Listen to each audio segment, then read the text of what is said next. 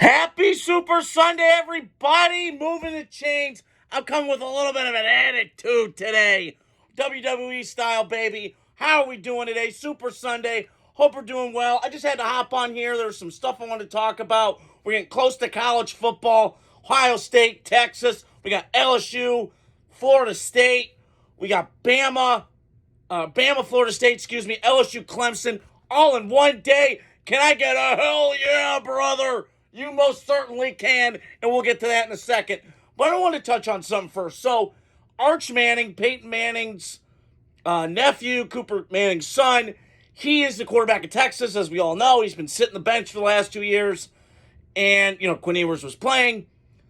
But now, he's the guy. And I don't think I've seen a hype train this high since I can't remember when. And I think it's a little too soon. Usually when there's a hype train, the guy's played a little bit, and then you hype the thing up. He hasn't only played like 2 games, and he played against nobody. It's not his fault. I'm not picking on the kid. And I think he can be very good. And I think Texas has got a chance to go to the national championship. We'll see how the stars align, but it feels like they could be there.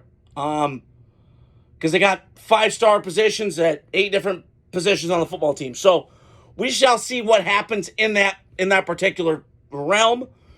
But I do love that Arch in a time and an era when, listen, I want people to get paid. Like, college athletes, I'm all for it. But it's kind of coming the wild, wild west, and, I think people are kind of getting weird with it. And they're getting a lot of getting a lot of ego. And listen, we're guys, I get it. I've got an ego. Anybody that's listening's got an ego. We all think we can lift we could bench press 120 pounds, do curls, okay? We all have an ego. But I like that Arch is just humble.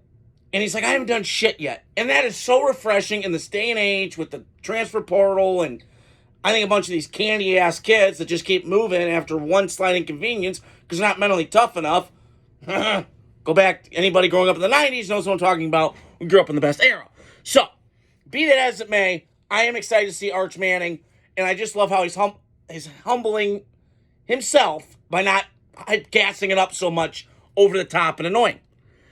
So, I wanted to touch on something else, too. I saw a story the other day that Nick Saban might be coming back to college football. Or he might scratch the NFL.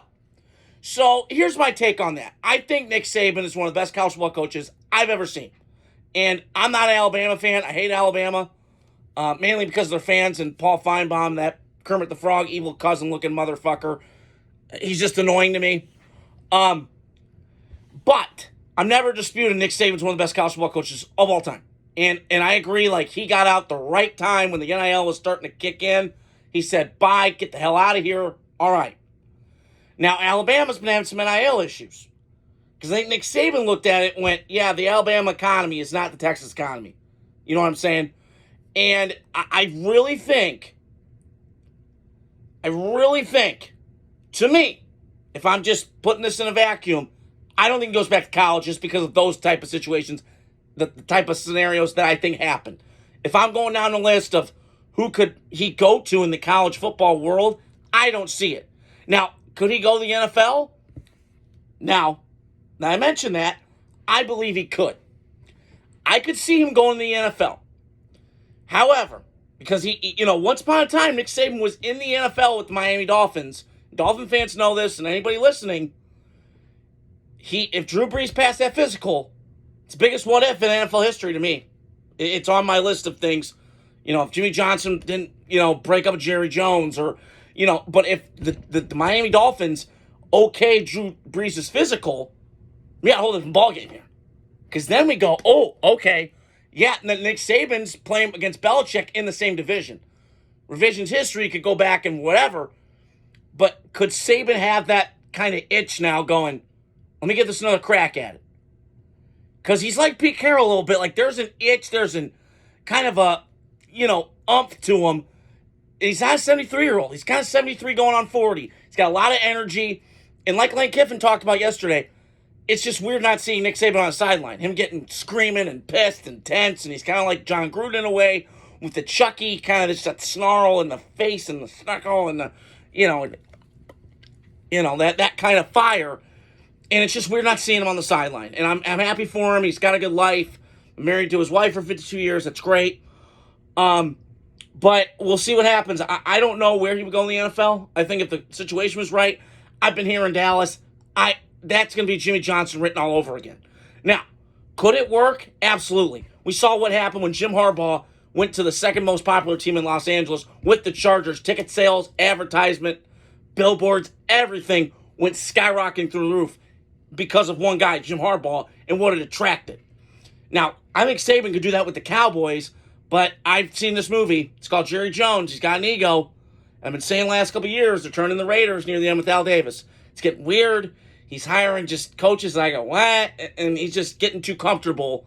Not because he's 82. I would think a guy like that that's been through the ringer cognitively is not there.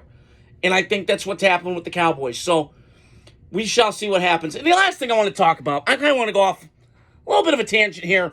I was watching the ESPYs the other night. I showed my dad the 9-minute monologue by my guy Shane Gillis, who's Zach Alexander. I'm going to shout out to you, buddy, because I'm telling you, he's one of the funniest people I know right now. And I've heard some different people and all this blah, blah, blah stuff.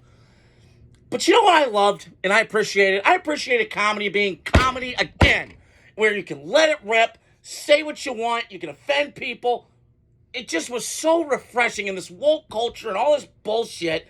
I'm just so happy. Thank you. Let it rip like I do on my videos, and you guys love watching it.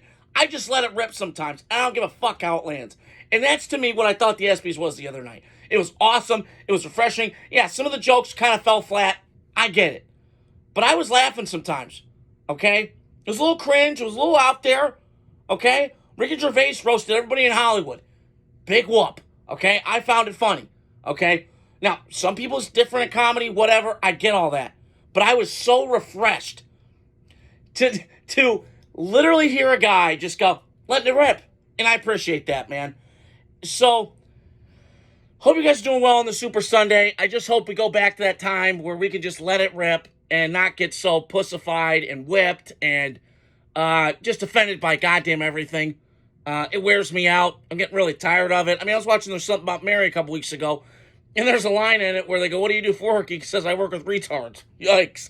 But it was 1998. You can say what you want. I just wish we can go back to that time and do that. So, hope you guys are doing well on the Super Sunday. College football is approaching. I cannot wait, and my seasonal depression is coming to a close soon. Hope you guys are doing well. Adios. Godspeed.